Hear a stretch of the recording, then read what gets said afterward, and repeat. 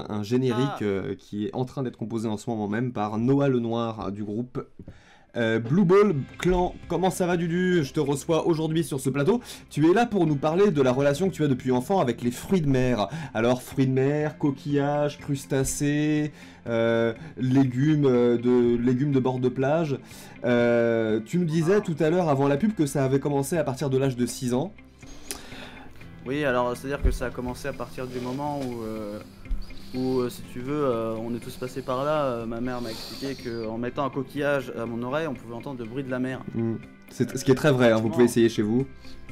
Effectivement, ce qui est effectivement vrai, et du coup, pris de fascination, j'ai tout de suite évidemment eu le réflexe naturel de le mettre sur mon sexe pour voir ce que ça allait faire. Qui n'a pas fait ça? Qui n'a pas fait ça, pour savoir si ensuite mon sexe aurait le goût de la mer. Voilà. Encore aujourd'hui, c'est une quête à laquelle je n'ai pas trouvé de réponse. Question de souplesse? Question de souplesse?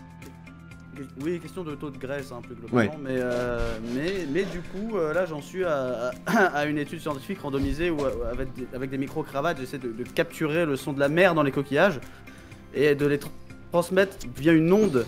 Alors, je vous épargne les détails, hein, c'est de l'électricité, donc c'est un courant alternatif en sinusoïde. Donc, par un convertisseur et par un ondulateur, j'arrive à transmettre ça en onde, si tu veux, dans un vibromasseur qui est relié à mon sexe. Et via les pulsions, j'essaie de transmettre l'odeur, et voilà, enfin je fais tout un tas d'expériences un peu, voilà, là on est sur du breaking ground, voilà, on est sur un truc qui n'a jamais été fait en France en tout cas, ça c'est clair.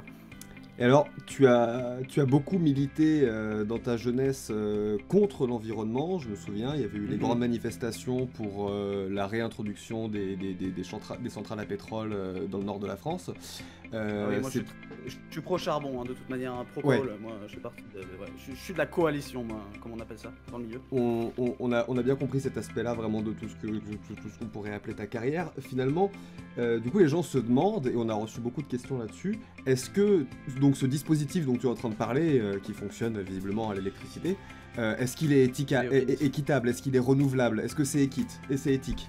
Ah non, évidemment, ça n'est pas du tout éthique.